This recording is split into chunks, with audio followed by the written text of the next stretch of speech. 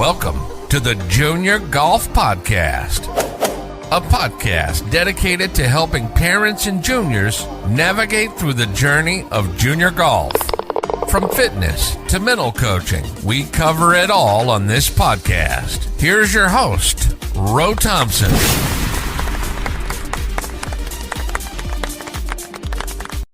I'd like to welcome everybody to our Junior Golf Podcast. I'm your host, Ro Thompson.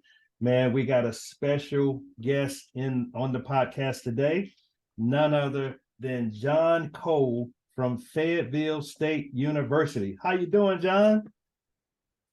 Good. Thanks for having me, Ro. I appreciate you having me on.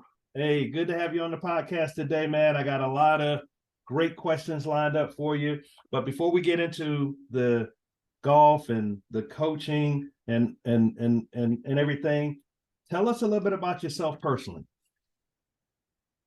Yeah, sure. So I'm from Fayetteville, born and raised. I'm 31 years old, and I'll be married for almost 2 years in May. So happily married. My wife Emery, met her in college, stuff like that. So a lot of things going on right now, man. It's kind of that point in life where things are transitioning. Good. And where'd you go to college, Coach? So I actually went to Fayetteville State for my freshman year, and then I transferred and played at Appalachian State. Oh yeah. That's another good golf school in North Carolina. Oh yeah, we did great. We had a good time. That was a great school for me, and we had a good solid team. We didn't excel in some areas, but we had a few good tournament wins. It was awesome. Good. And what age did you start playing golf, Coach? I started playing probably around 10 or 12, but I didn't really get into it until I was 8th grade, summer before high school. Okay. I played a lot of travel baseball and stuff like that. I played golf with my dad here and there, but I never really got into the competitive side. And coming into high school, I had to pick between baseball or golf, and I really liked the individual aspect that golf provided. You can make your own schedule as far as junior golf goes in the summer, because travel baseball, we were gone every weekend. You had to go where the team was going. But junior golf, you pick your schedule, go where you want, play when you want, and there's nobody to blame if things go south but yourself. So I like that aspect of it. That's true. That's true. And as you were growing up in golf, Coach, how did you feel like it was a tough sport, hard sport, easy? Did it come because you being a baseball player, the swing probably kind of came easy to you. How did you fare with in junior golf? Junior, it came natural. Actually, growing up, I played baseball. I batted left-handed, and my dad taught me how to play golf right-handed, so it wouldn't mess up my baseball swings. A little bit different philosophy there, and golf clubs back then were a little easier to find in right-handed in clubs. But I was a late bloomer. I didn't have a whole lot of offers coming out of high school. Just kind of gradually got better as high school went through and got more tournament experience and things like that. But it definitely, the swing came natural, but it was more of the course management, the mental aspect, short game, stuff like that was holding me back early. Right. That's good. Now, how did you get into coaching golf? So this came, like I said, I played at Fayetteville State, and then I played at Appalachian, got into professional golf, and then gave that a try for about 3 years. Realized it was very tough out there. It's a hard road. Right. And kind of like a lot of failed professional golfers, I started selling commercial insurance. Gotcha. So I did that for several years, and when I was doing that, I was still teaching lessons on the side. So I was still still in golf, I was still coaching, stuff like that. But one of my players, she was her mom had a connection at the community college here in Fayetteville. And she said they were going to start a men's and women's golf program. And they were looking for a coach, and so I put in my resume, got an interview, and got hired. So I started the programs at Fayetteville Tech, so men's and women's. Oh wow! So that was interesting. One, I was never in coaching other than helping some high school kids out, stuff like that, helping the head coach out there at high schools. But I jumped right into it as a head coach immediately. So I didn't really have a whole lot of experience other than my coach at Fayetteville State, my coach at Appalachian, some things like that. So got thrown into the fire pretty quick as a head coach, and it's also a brand new program. So it was But that also let me design it how I wanted it to be done, the scheduling aspect and stuff like Right. that. So it was pretty cool. But that's how I got my start. It was kind of unorthodox going straight as a head coach, but Yeah. that was where I started. And they still have the team at Fayetteville Tech? I think they're trying to revamp it a little bit. I think Okay. I coached there for 3 years, and Okay. then my third year we went to the national championship Wow. for junior college. So we were successful immediately when I got there. Okay. And junior college golf was really tough because you keep kids for 2 years max. Right. So your 2 team years. is always your team is always transitioning every single year. So you've got to be ready. You got to recruit kids like crazy. You've got to bring in a ton of kids because they may be there for 1 year and then a lot of turnover. Yep, exactly. Yeah, so 2 years. 2 years we is were not a lot of successful. time. No, it's not. It's not. So we were very successful early. Went to the national championship, and then that's kind of how this job at Fayetteville State came about. Just successful, and then word spreads around, stuff like that. So good. And how long you been at Fayetteville State? This is my 5th year at Fayetteville State. So yeah, Good. we've had some success already. Now Fayetteville State's a 26-time CIAA champion. Wow. They've under legendary coach Raymond McDougal, they won several of those championships. So we're just trying to, and he was my coach when I was here. So I'm just trying to follow in his footsteps. We had some really solid teams during COVID, but the CIAA canceled championships for both of those years that COVID was around. And one of those years we went to the national championship. So we did that by the automatic qualifiers just for regional ranking.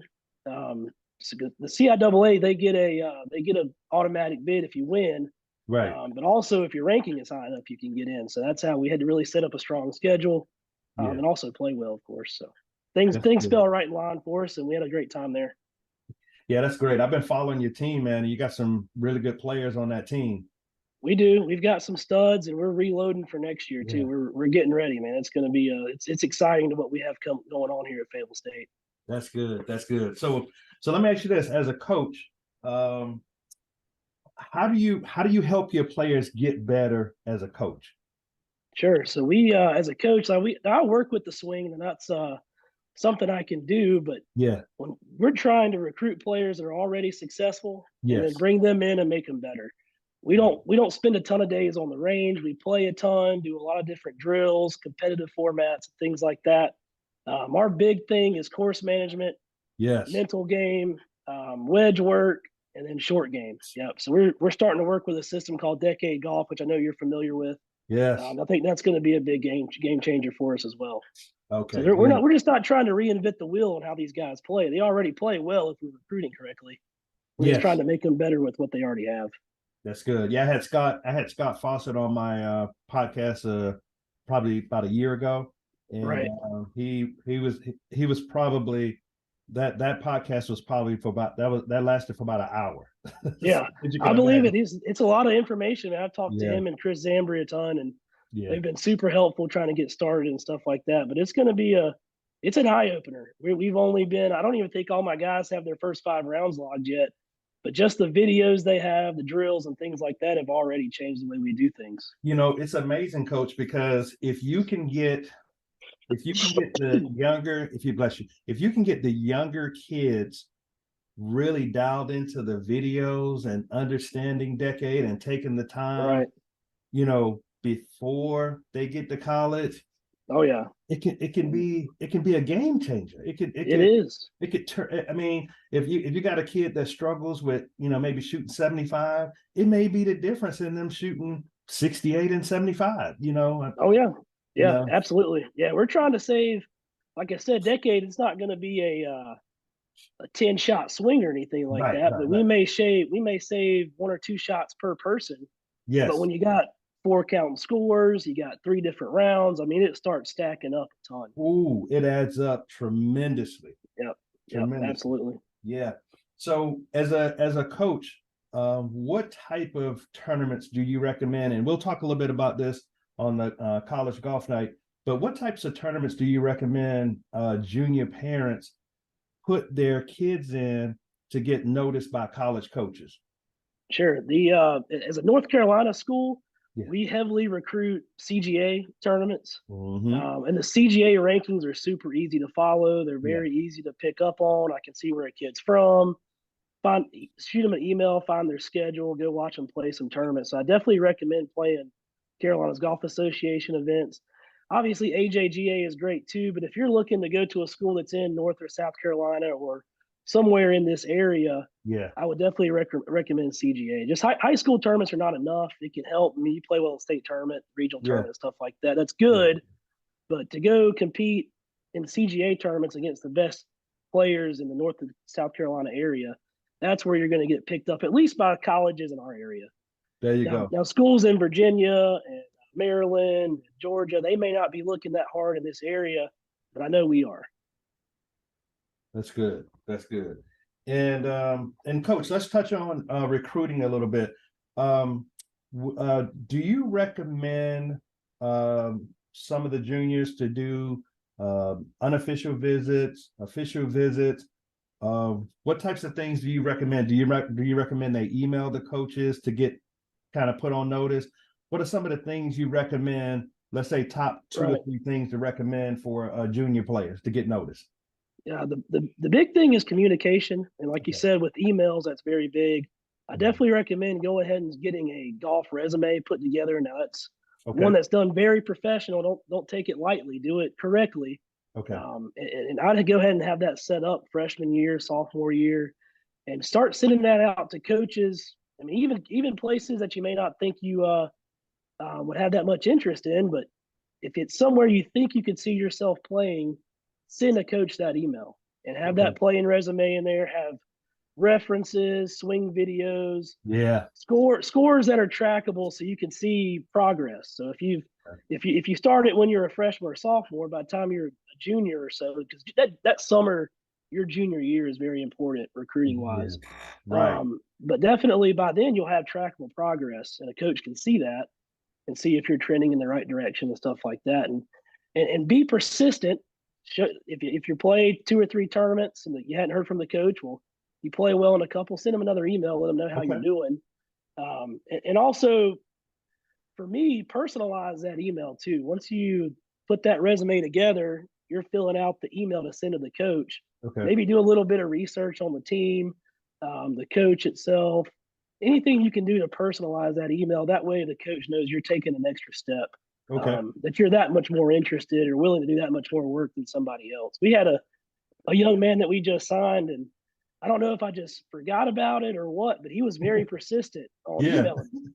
Good. So he emailed me, and I just looked over it the first time, and then the second time I caught it, and then we started talking, and now he's signed to a golf scholarship to come play for us next year. So be persistent, because coaches, we get recruiting emails all the time. They come in 20, 30 a day. So you've got to make yourself stand out. Gotcha.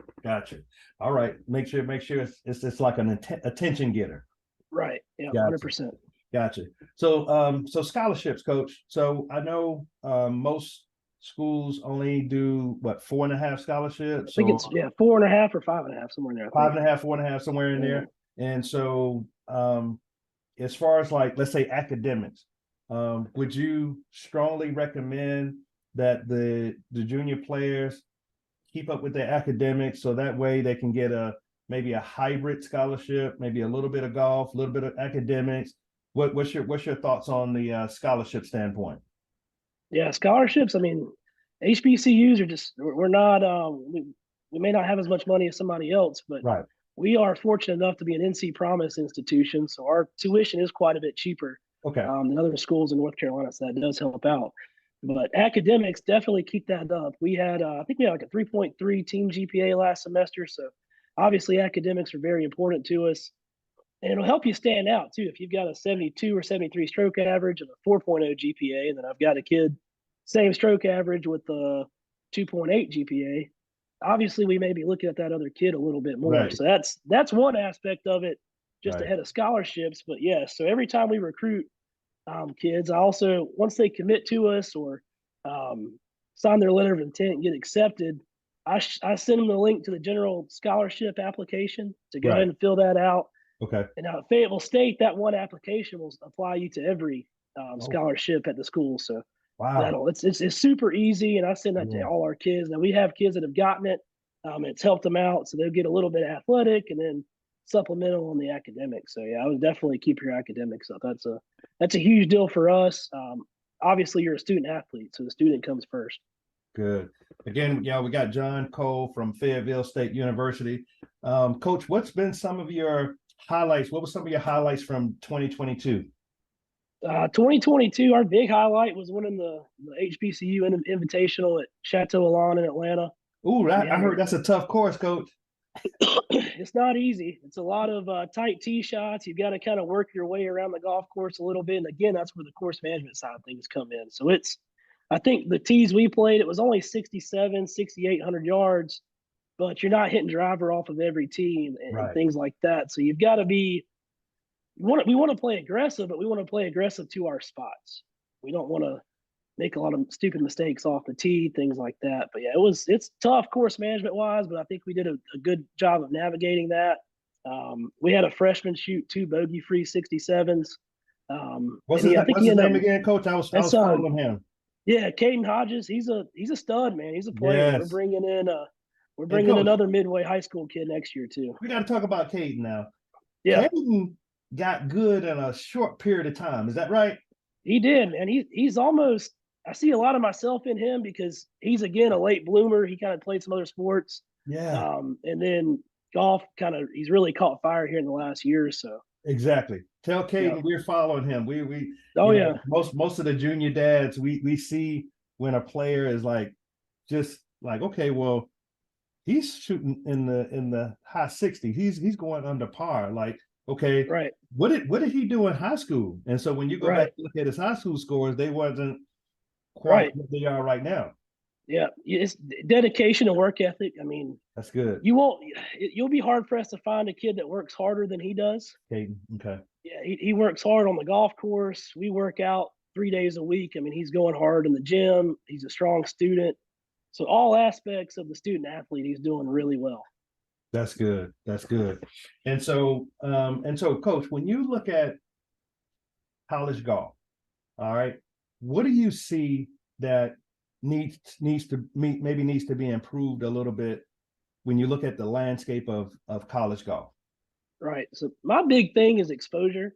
Okay. I think it's getting better. You've got a lot of these D1 tournaments that are popping up on Golf Channel, which I think is really cool because college golf is very interesting. There's a lot of good teams, and the rosters are so small that golf trickles down a lot farther into the divisions than I think a lot of other sports do.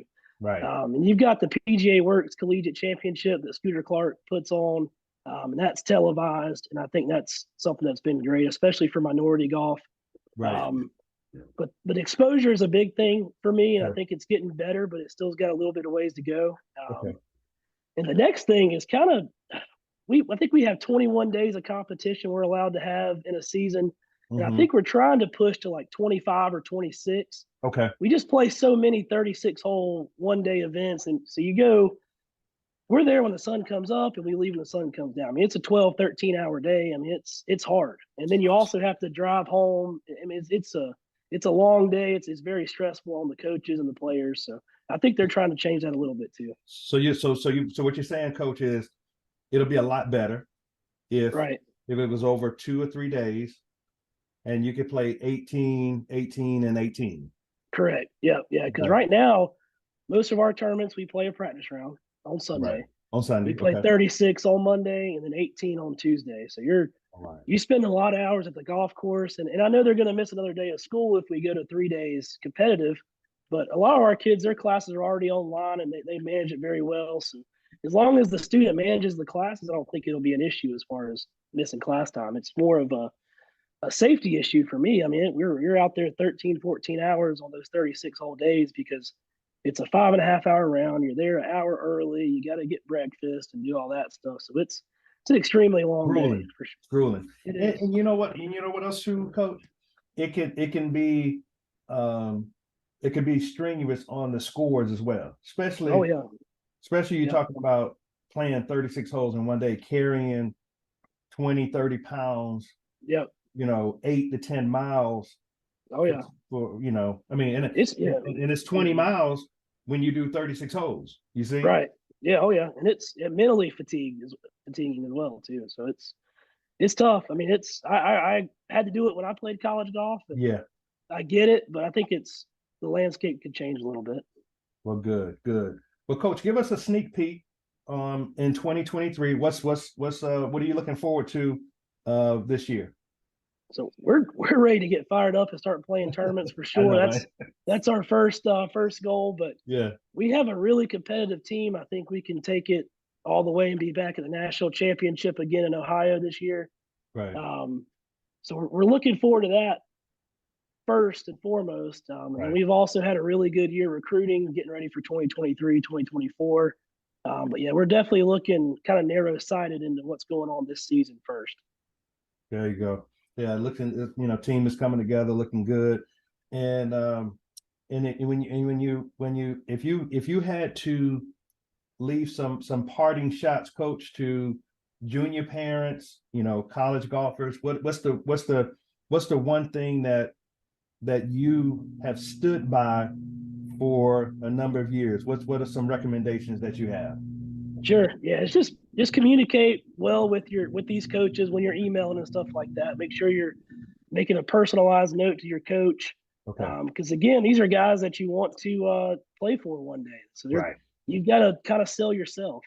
Mm-hmm. That's one thing I did when I was coming out of high school and then also transferring to Appalachian. You have to take your time and really make these messages to coaches personable, and have a message and let them know why you'd be a good fit for their team.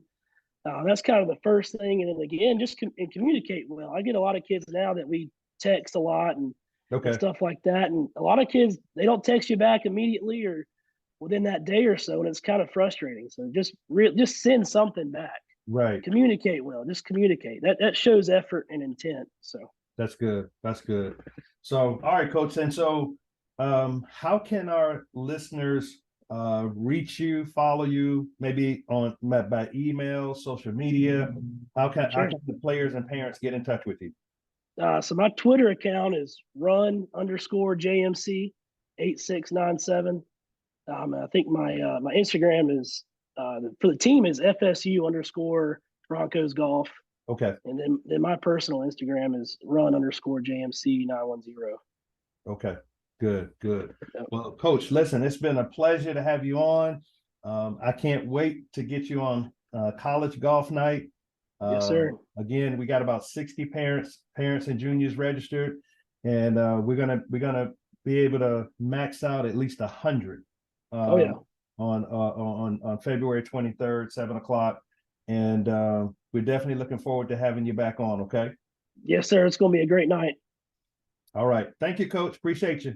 Yes, sir. Thanks, Ro.